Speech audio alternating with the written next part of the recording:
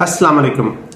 बहुत सारे पेशेंट इस कंप्लेन के साथ आते हैं कि उनके हाथ या पाँव सुन्न हो जाते हैं, बहुत ज़्यादा ठंडे हो जाते हैं, पाँव में सुइयां चुभती हैं, बहुत ज़्यादा जलन होती है, बहुत दर्द करते हैं या ऐसे महसूस होता है जैसे कीड़ियाँ चल रही हैं। ये सब क्या है? मेडिकली इस कंडीशन को नंबनेस या टिंगलिंग कहते हैं। ज़्यादातर ये कंडीशन आर्जी होती है, लेकिन बाज़ औक़ात ये बहुत सीरियस प्रॉब्लम होती है।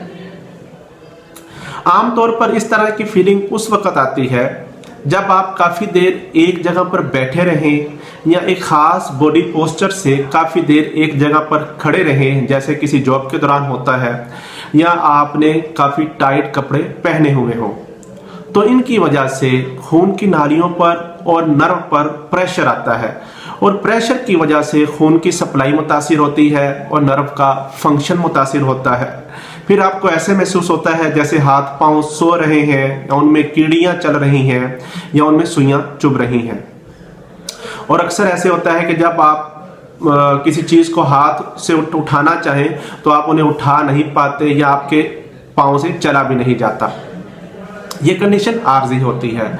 जैसे ही आप अपने जिस्म को हरकत देते हैं या आप अपने कपड़े लूज करते हैं तो ये आहिस्ता आहिस्ता ठीक होना शुरू हो जाती है और आपकी ये फीलिंग ठीक हो जाती है।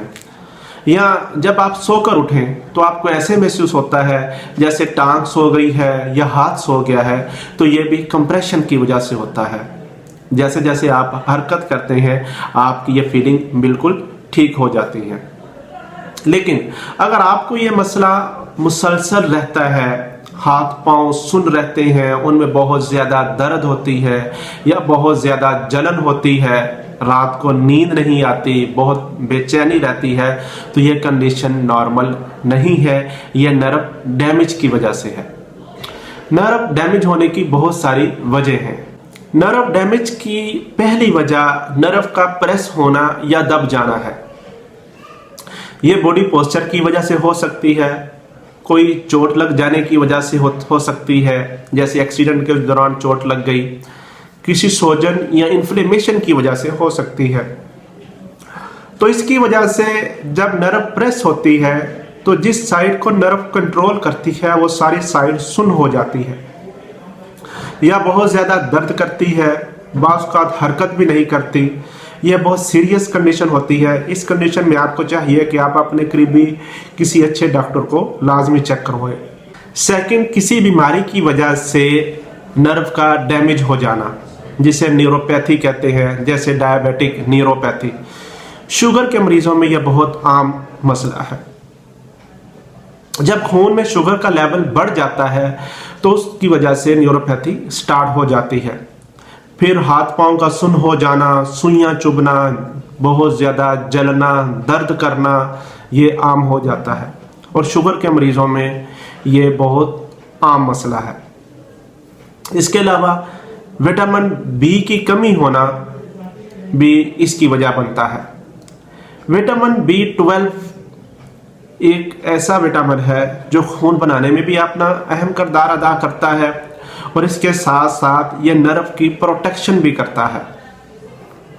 जब जिस्म में विटामिन B12 की कमी हो जाती है उसकी वजह से खून में रेड ब्लड सेल्स कम हो जाते हैं और रेड ब्लड सेल जब कम होते हैं तो ऑक्सीजन का लेवल कम हो जाता है और सेकंड, नर्व की प्रोटेक्शन भी नहीं होती, जिसकी वजह से फिर नर्व डैमेज होना स्टार्ट हो जाती हैं और फिर आपको ये सारी फीलिंग आना शुरू हो जाती है, यानी जलने की, दर्द होने की, सुइयां चुभने की फीलिंग आना शुरू हो जाती है।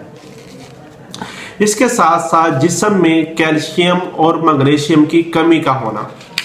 कैल्शियम और मैग्नीशियम जिस्म में बहुत अहम किरदार अदा करते हैं। यह नर्व के फंक्शन में भी अपना किरदार अदा करते हैं। तो इनकी जब कमी हो जाए तो फिर भी सुइयां चुभना या जलन होना, दर्द करना, ठंडे हो जाना स्टार्ट हो जाते हैं। यह हाइपोथायराइडिज्म का प्रॉब्लम जिन पेशेंट में होता है जिनमें थायराइड ग्लैंड प्रॉपर हार्मोन नहीं बना रहा होता, तो उसमें उन्हें बहुत सारे प्रॉब्लम आना शुरू हो जाते हैं, जैसे थकावट, वज़न का बढ़ जाना वगैरह। तो उसमें एक प्रॉब्लम टिंगलिंग भी आना शुरू हो जाता है, यानी हाथ पांव सुन्न होना, सुइयां चुभना या दर्द करना भी शुरू हो जाते हैं। अब इसका हल क्या है, इसका इलाज क्या किया जाए जिससे यह ठीक हो जाए? इसमें सबसे पहली बात, आप अपना लाइफ स्टाइल मॉडिफिकेशन करना होगा। आप अगर एक जगह पर बैठे रहते हैं सारा दिन या एक जगह पर खड़े रहते हैं तो आपको थोड़ी सी चेंजेस ये करनी होगी कि आप थोड़ी थोड़ी देर के वक्फे से आप अपने जिस्म को हरकत में रखें ताकि प्रॉपर ब्लड की सप्लाई भी रहे और नर्व भी प्रेस ना हो। अगर आप ज़्यादा टाइट कपड़े पहनते हैं तो आप थोड़े से लूज कपड़े पहने ताकि उसकी वजह से जो कंप्रेशन आती है वो ना आए और आपकी ये अलामात ठीक रहें। सेकंड आ जाती है कि अगर आपको विटामिन B12 की डेफिशिएंसी है तो आप ऐसी ग़िज़ा खाएं जिसके अंदर विटामिन B12 मौजूद हो, जिसके अंदर गोश्त है, अंडे हैं, दूध है, दही है, मछली है, चिकन है, इस तरह की सब खाएं चीज़ें जिससे आपको विटामिन B12 मिले। अगर आप ये चीज़ें नहीं खा सकते, जैसे वेजिटेरियन होते हैं जो गोश्त नहीं खाते, तो उनमें विटामिन B12 की बहुत ज़्यादा कमी होती है, तो ऐसे मरीज़ों को फिर विटामिन B12 सप्लीमेंट लेना पड़ता है, टैबलेट की फॉर्म में या इंजेक्शन की फॉर्म में। आप कोई भी ब्रांड ले सकते हैं, जैसे मैथिकोबाल है, नीरोमेट है, मेबल है, क्यूबाल है, किसी भी ब्रांड की आप विटामिन B12 टैबलेट यूज़ कर सकते हैं या इंजेक्शन भी लगवा सकते हैं अपनी कंडीशन के मुताबिक। सेकंड आ जाता है, अगर आपको कैल्शियम या मैग्नीशियम की कमी है तो उस वजह से अगर आपको ये मसला आ रहा है तो आप उसके लिए सब्ज़ पत्तों वाली सब्जियां खाएं। उनके अंदर कैल्शियम और मैग्नीशियम बहुत ज़्यादा होता है, जिसके अंदर आप सलाद खा सकते हैं, सब्ज़ पत्तों वाली सब्जियां खा सकते हैं। अगर आप ये चीज़ें नहीं ले सकते फिर आपको कैल्शियम और मैग्नीशियम के सप्लीमेंट लेना पड़ते हैं। सप्लीमेंट में कैल्शियम और मैग्नीशियम के सप्लीमेंट आपको मिल जाते हैं मार्केट में, आप किसी भी ब्रांड का ले सकते हैं। वो जैसे आप शुरू करेंगे आपकी ये जो होंगी अलामात बेहतर होना शुरू हो जाती हैं। थर्ड आ जाती है डायबिटीज़।